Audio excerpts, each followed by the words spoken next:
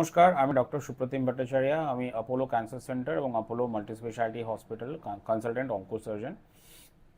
আজকে আমরা হাইপেক নিয়ে কথা বলবো। হাইপেক নিয়ে প্রচুর চর্চা, প্রচুর প্রশ্ন। অনেক পেশেন্ট আমাদের জিজ্ঞেস করেন হাইপেক এখানে শুনেছি সেখানে শুনেছি, কি ব্যাপারটা। হাইপেক মানে হচ্ছে হাইপারথার্মিক ইন্ট্রাপেরিটোনিয়াল কিমোথেরাপি।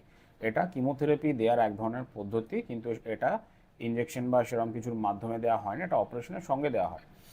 অনেক ক্যান্সার আছে, যেমন ওভারিন ক্যান্সার, এইগুলোতে হাইপেক সাধারণত ইউজ করা হয় এবং কিছু স্পেসিফিক স্টেজে, সমস্ত স্টেজে হাইপেকের প্রয়োজনীয়তা পড়ে না, এবং অনেক স্টেজে হাইপেকের কাজ করার ক্ষমতাও কম। তো স্পেসিফিক কিছু স্টেজ যেখানে পেরিটোনিয়াল ক্যাভিটির ভেতরে ক্যান্সার স্প্রেড করে আছে, সেখানে আমরা অপারেশন করে প্রথমে পুরো ক্যান্সার রিমুভ করতে হয়। সেই লম্বা অপারেশন, সেই অপারেশন করার পরে আমাদের যদি মনে হয় যে পেশেন্ট হাইপেকের জন্য এলিজিবল, তখন এই বিশেষ ধরনের এক ধরনের ইনস্ট্রুমেন্ট পাওয়া যায়, হাইপেক মেশিন। তার থ্রু দিয়ে আমরা পেটের মধ্যে কিছু ইনফ্লো এবং আউটফ্লো পাইপস মানে দিয়ে হাইপেক দেয়া হয়। এটা কিছুই না, এটা হচ্ছে গরম জল, তার মধ্যে কিমোথেরাপি দিয়ে একটা মানে বিশেষ টেম্পারেচারের মধ্যে কিমোথেরাপি দিয়ে পেটের মধ্যে সেটাকে দেয়া হয়।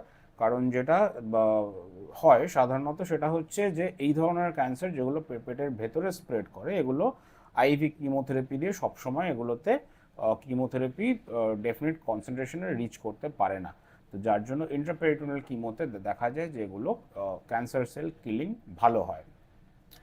তো সব ক্যান্সারের জন্য হাইপেক নয়, সব ক্যান্সারের সব স্টেজের জন্য হাইপেক নয়। হাইপেকের প্রয়োজনীয়তা সাধারণত ওভারিন ক্যান্সারে এখনও অবধি সব থেকে যেটা এস্টাবলিশ সেটা হচ্ছে স্টেজ 3 ওভারিন ক্যান্সার, যেখানে আমরা প্রথমে কিমোথেরাপি দিয়ে ট্রিটমেন্ট স্টার্ট করি, তারপরে ইন্টারভাল অপারেশন করা হয়। সেইখানে হচ্ছে আমরা হাইপেকের ইউজ করে থাকি, which is the most established indication of হাইপেক। এই ছাড়াও দেখা যায় যে খুব লিমিটেড ডিজিজে, কোলোরেক্টাল ক্যান্সার বলুন বা গ্যাস্ট্রিক ক্যান্সার, এই সমস্ত জায়গায় পেরিটোনিয়াল কার্সিনোম্যাটোসিস ইন্ডেক্স বলে এক ধরনের জিনিস হয়, সেগুলো যদি খুব কম হয়, মানে খুব বেশি যদি ক্যান্সার স্প্রেড পেটের মধ্যে না করে থাকে, তাহলে হাইপেকের কিছু এফেক্টিভিটি আছে।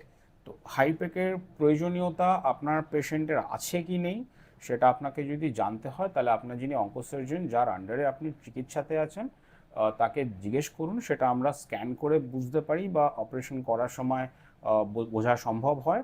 তো তখন যদি নেসেসিটি থাকে, তাহলে এরম ধরনের কিমোথেরাপি আপনার পেশেন্টের জন্য ইউজ করা সম্ভব। নমস্কার।